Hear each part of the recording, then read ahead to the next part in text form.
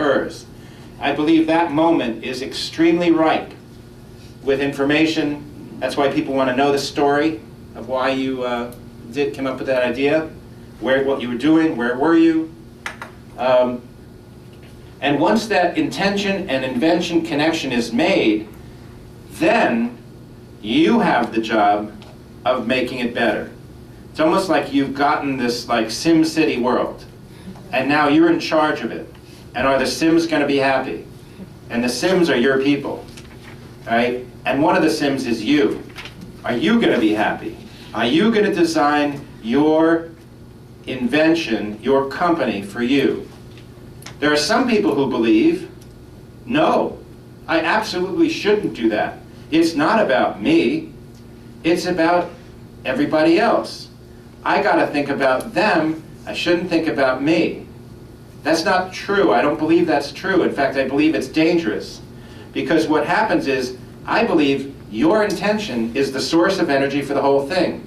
If you don't protect and flow your source of energy, the whole thing will fail. In the case of wildfire, I did not protect the intention. I intend to help people feel closer together, which needed to be a network, which needed to have a social network, which needed to have people sense that other people were around. I didn't protect that because in some ways I never really understood it as clearly as I needed to. So I let things go, and that resulted in much lower intention. So intention is on the left and is timeless.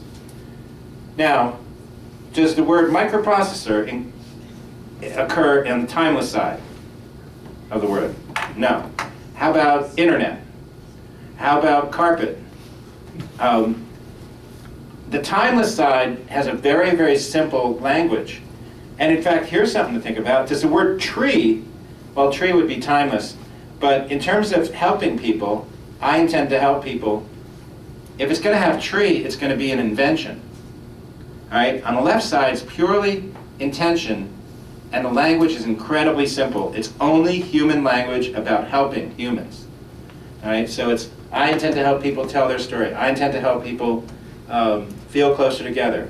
I intend to help people see the simplicity in life. Those are some of mine. What's the one in the middle there? There's intention and invention. What's the third one? Belief. Beliefs, yeah. So that's beliefs. And I believe that beliefs are what separates our ability to flow timeless intention through an invention. If you don't believe that you can do it, the invention might pop into your head and you'll unpop it just as quickly.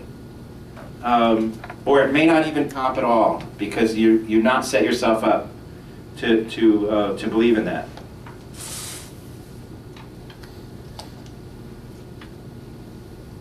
Okay, so this is a model of intention flow. And I have one more point on this, and that is, and this is a sort of stark reality, but I believe this reality, and that is that there is one timeless intention, one, I call it the primary timeless intention, to every invention, and that primary timeless intention must be followed or the invention will fail. Now, it doesn't mean you will never have a business. It doesn't mean you might not be able to sell it. You can. But it will fail from an intention flow, human, follow your heart standpoint. So just, you know, if you had some analysis that said there's not enough asphalt plants in Dubuque, Iowa, you know, and that they have huge road building and nobody's going to build an asphalt plant, and you can make a spreadsheet and you say, I'm going to go build an asphalt plant in Dubuque, Iowa. You can do that. That's not a from-the-heart company. Presumably you don't love the people who need asphalt. But you can build a business like that. So there are ways to do it.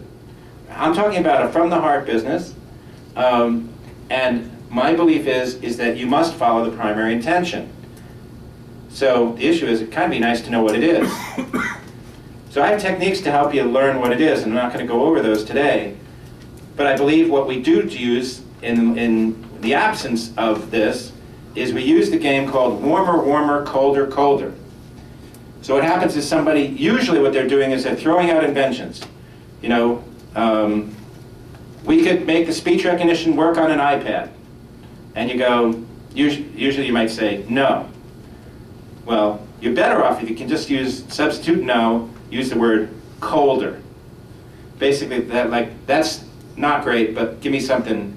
And so then somebody says, we can make it work on an iPhone. Ooh, I like that better. Well, why do you like that better? Well, because they can hold it in their hands. And, so the way that we follow intention today is warmer, warmer, colder, colder, from the founder.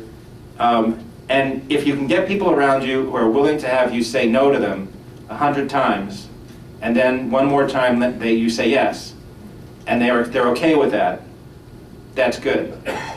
I believe it's easier if you can actually say the intention. If I could have said, well, no, we're not going to make this an electronic secretary because I intend to help people feel closer together, and an electronic secretary is going to get in the middle, make them feel further apart. So, no.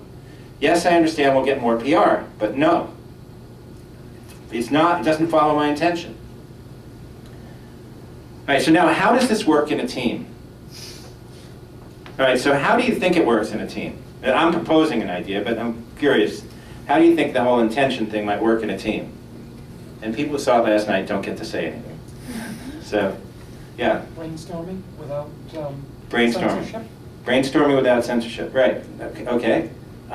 What else? What else? In the back, yeah. Sometimes there's a tension. If there are people on the team and their intentions aren't quite matched up, Right. You get a little struggle there. And that the intentions aren't matched up and there's a struggle, yeah, okay. What else? Yeah. The team members can be afraid of it. And they say, but that's not going to make us money. Yeah, they get afraid. Yeah, that's a great point. Yep. Helps to make your intentions explicit. It helps to make your intentions explicit. Yeah, totally does. The trick is people don't know how to do that. That's one of the issues. That's one of the tools I want to make. What else? Yeah. An individual has the intention and sells it to the rest of the team, or persuades the rest of the team, or demonstrates the conviction. An individual persuades the rest of the team, right? And that can work. Any other ones in the back? It seems like, if the founder or the kind of core driver, maybe that intention is still being coalesced for him or her, and so that can be kind of changed by the dialogue with the team, for better or for worse. Right. Okay. So yeah. Go ahead. The team are all clones. The team are all clones. Yeah, that would never work. I'm serious. I can show you the physics of it. All right. So there's a lot of truth in all of what you say. There's a lot of misconceptions I think people have. So how many people think that in a really high-functioning team, people can have the same intentions? Same intentions in a high-functioning team, right? So I totally don't believe that. I believe that all of our intentions are different. All. Because our intentions are like DNA. So they're different. They're never the same. And what that means is, the good news about that is, at the same time, our intentions do not need to align. What they need to do is add. They need to add. And the nice thing is, intentions are all about helping people. So it's really, shouldn't be that hard to add the intentions. You don't need to align them, because in a sense, they don't really have a direction. So it's important.